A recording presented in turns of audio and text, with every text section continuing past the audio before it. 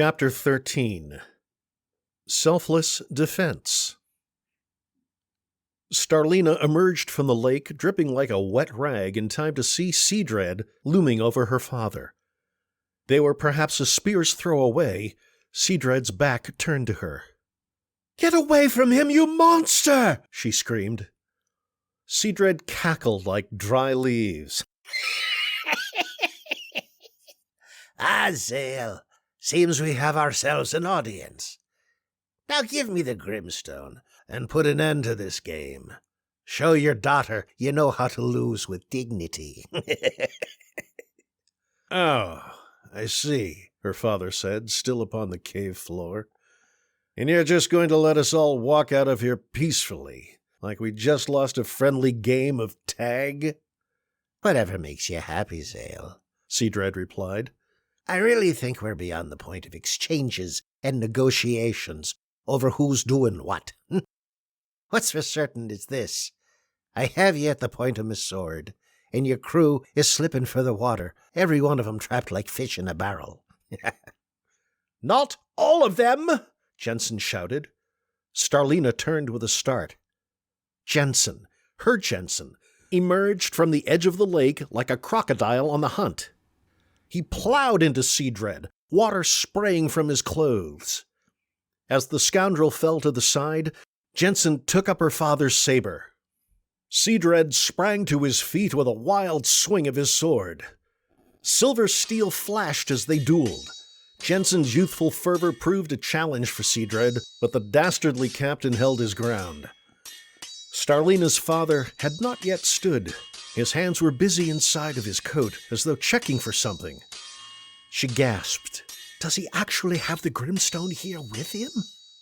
Daring to come nearer, she took a step toward her father and stopped again as she glanced at the strange barrier surrounding the rest of the crew. The barrier was slowly moving into the lake.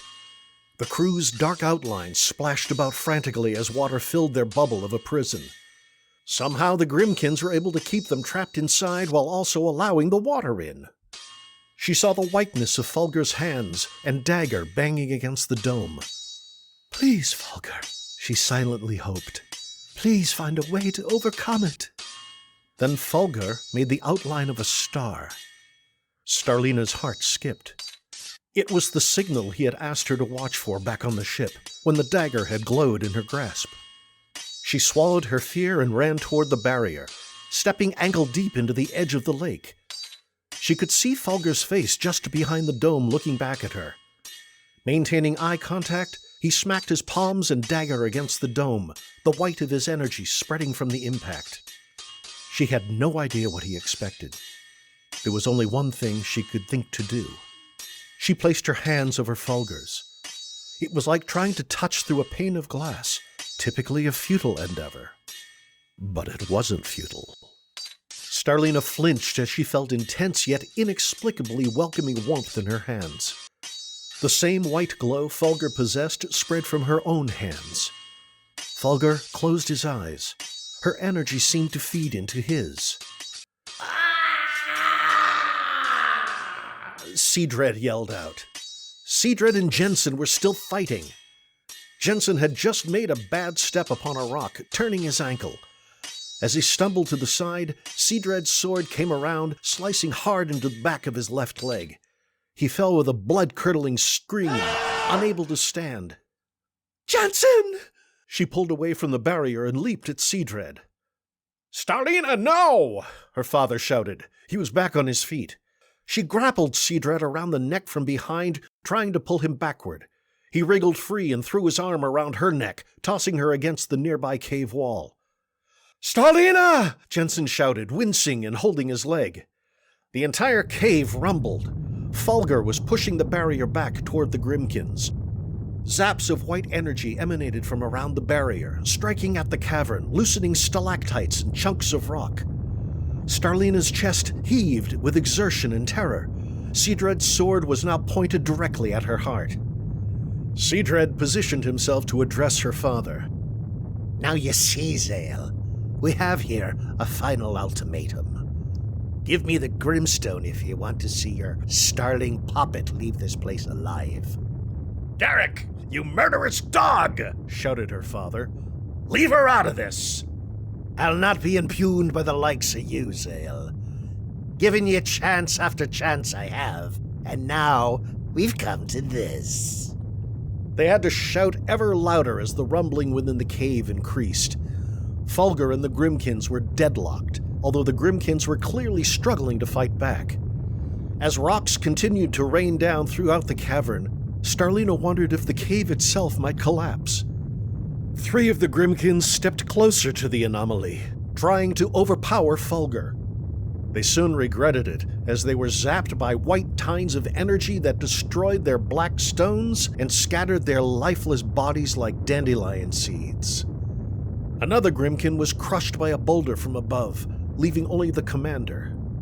Zale, you damned fool! Seadred spat. By now it seems you'd take me serious. He grabbed Starlina by the collar and shoved her back into the cave wall, giving her head a painful jolt. He reached down and ripped at her shirt, exposing her midriff. She felt the chill of his blade for only a moment as it touched her skin, immediately replaced by a vast and fierce sting as he cut a red line across her belly. She screamed in pain. Do you take me serious now, Zale? Her father fumbled with his coat. "Stop, Rummy! Look, I have it right here." He pulled out a cylindrical casing. "This is what I found. I just haven't been able to open it yet." Seadred again had his sword pointed at Starlina's chest. Hands pressed against her wound, she tried to stop the bleeding. The sting was almost unbearable, but fortunately, the sword had not cut deep enough to go beyond the skin. "And why is that?" Seadred asked. "It's a riddle," her father said. "Dark opens dark. It means burn. I figured out that much. It takes the dark ethereal to release the shard of the dark entry. But all the burn you've used against my crew has been destroyed." "Well, Zale, not all." Seadred gestured toward the commander of the Grimkins. "But even if he doesn't survive, it's but an exercise in patience. You remember Vidimir, I'm sure. He'll have burn enough, just as he had when he set the dockyard aflame back in Warvonia." "That was him?" Zale replied. "But why?" "An act of persuasion, of course. If that weren't enough, I knew sailing in view of your ship would be." You took the bait as a marvel, Murdoch. We knew we needed you to get to the Grimstone. The rest, you see, is history." He moved the sword tip closer to Starlina. "Now, Zale, give me the treasure. Your sacred, legendary treasure of McPherson."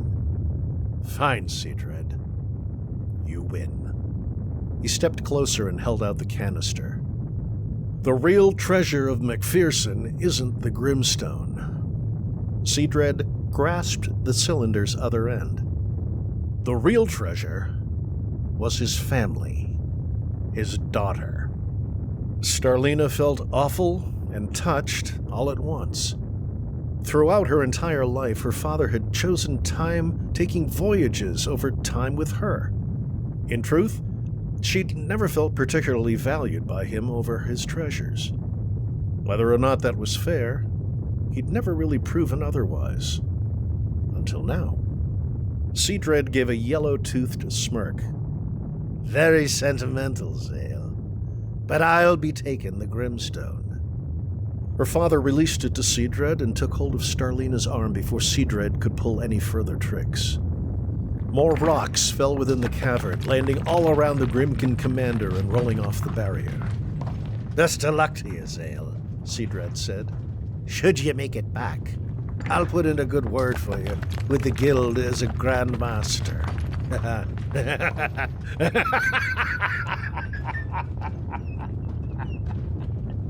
Laughing, he ran from the cavern.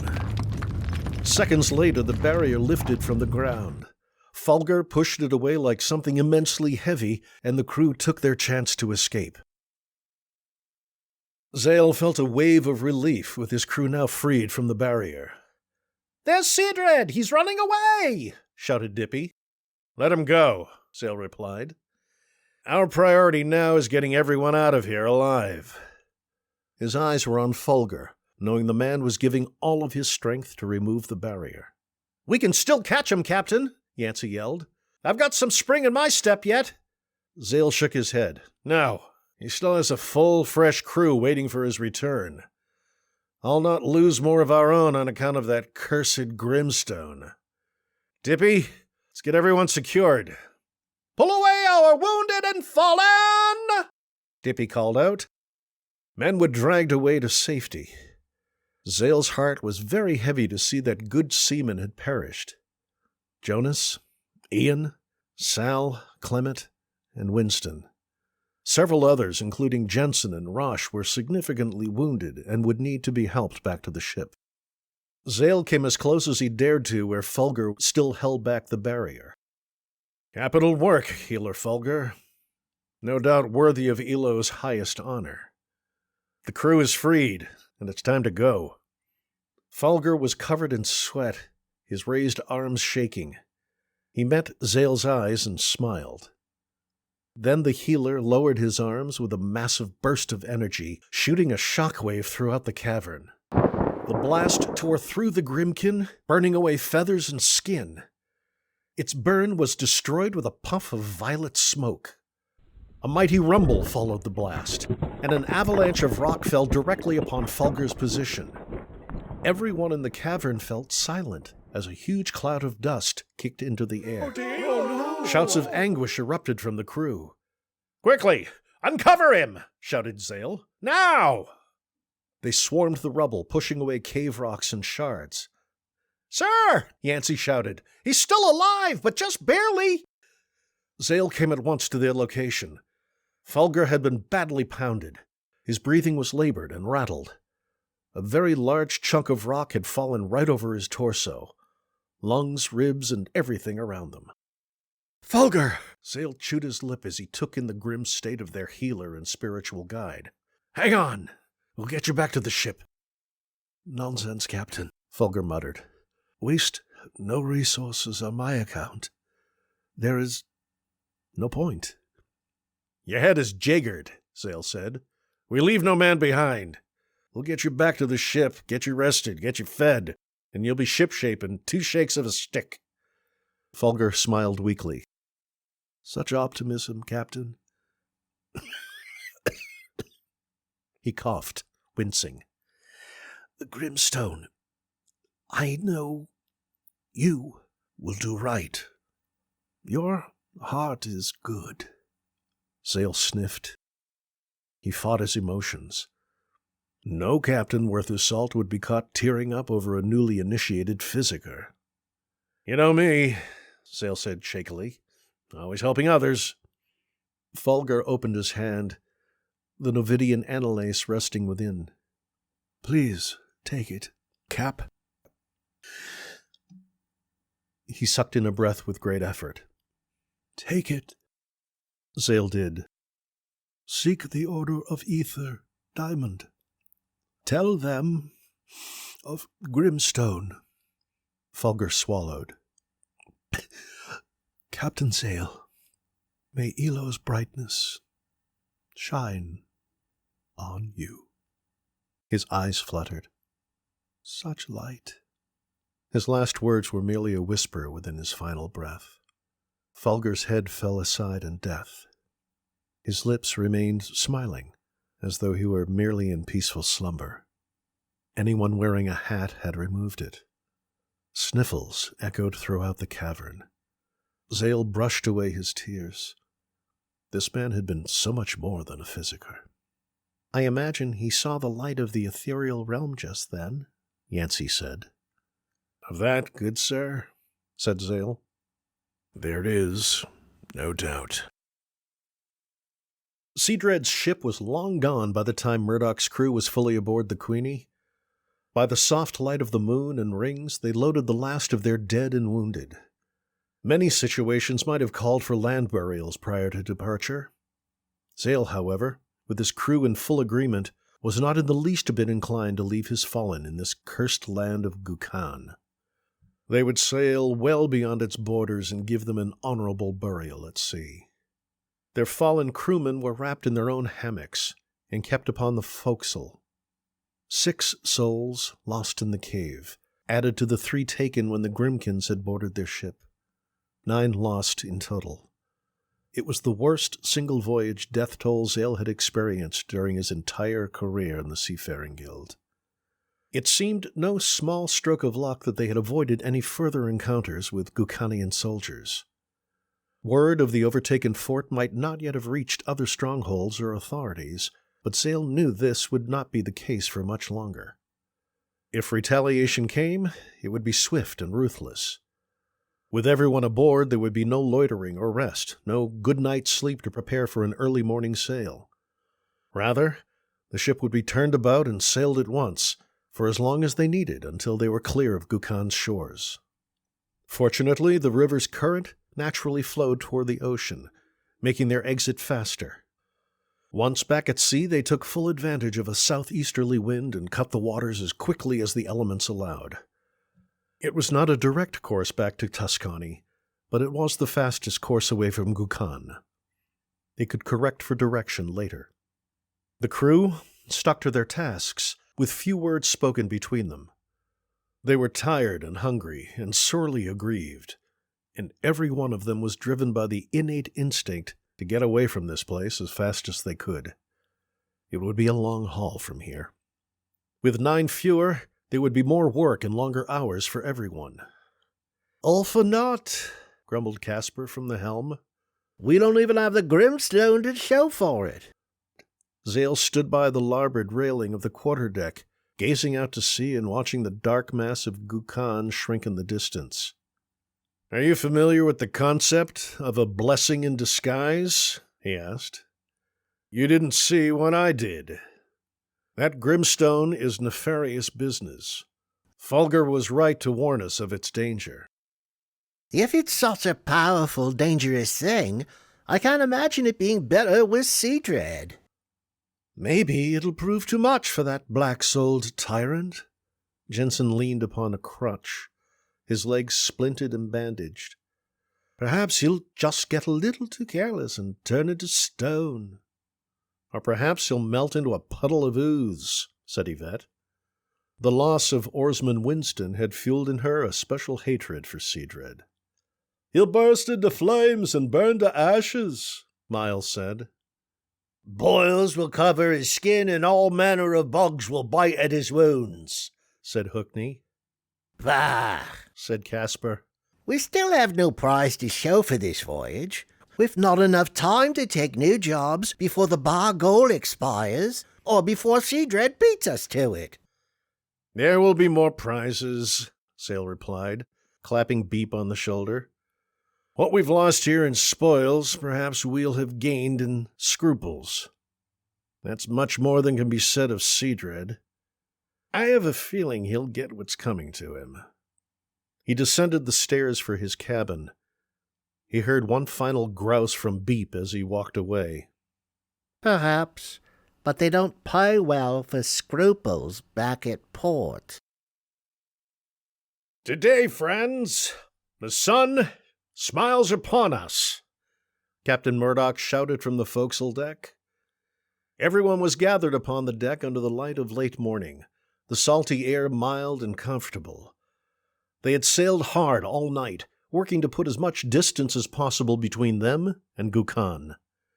Some of the crew had managed to sleep. Some were wobbly on their legs with fatigue. Tired or not, none of them would miss this moment for anything. Every one of Murdoch's mates held a mug of ale. Jensen appreciated their captain's cordial demeanor. The long voyage back to Warvonia had only just begun, and spirits had never been lower aboard the Queenie. Starlina stood nearby, her hand holding tightly to his. If there is ever a good day for bidding farewell to lost comrades, it is a day like this one, Murdoch said.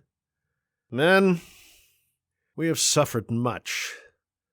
Murdoch's mates are known for success, for being the best, for beating the competition. You may feel bested, like we have lost to Garrick Rummy. But there is no honor in being a turncoat and a murderous fiend. That is how the weak-minded think they win. That is how they dig such a hole that, eventually, they fall in and bury themselves. You feel beaten, but let me give you this assurance. We are still the best. Aye, Captain. Aye, roared the crew. Captain Murdoch pulled a folded page from his pocket. If I'm being totally honest, Murdoch said, last night I had to make the most emotionally trying and painful updates of my life to a crew roster. All of you performed beyond your charge on this cruise. You fought like champions. You sailed like masters. You stared into hellfire itself and emerged stronger for it. 9 souls among us gave it their all, and today we put their bodies to rest. It is said that the ocean's floors of the purest sediment in the world, the first soils of creation. These bodies are but the corporal shells of our comrades. Today, we commit these shells back to the sea, back to creation. He positioned his monocle, lifted the page, and began to read. 3 souls lost to Grimkin invaders aboard the deck of the Queenie. Redvers Hardy, age 26, deckhand and one of the best sailors to ever man the braces.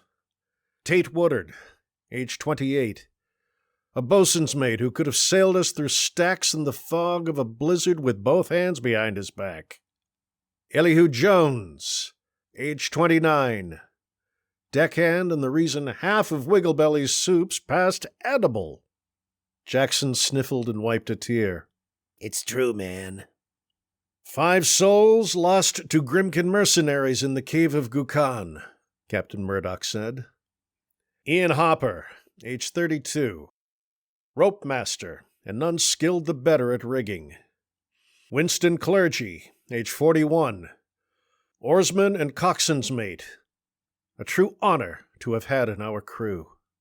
Sal Wiggins, age 30, deckhand and the most eager lookout I ever did encounter. Jonas Singleton, age 39, one of the best deckhands I ever saw with a sword. Clement Gardina, age 44, deckhand and most honorable swabmaster.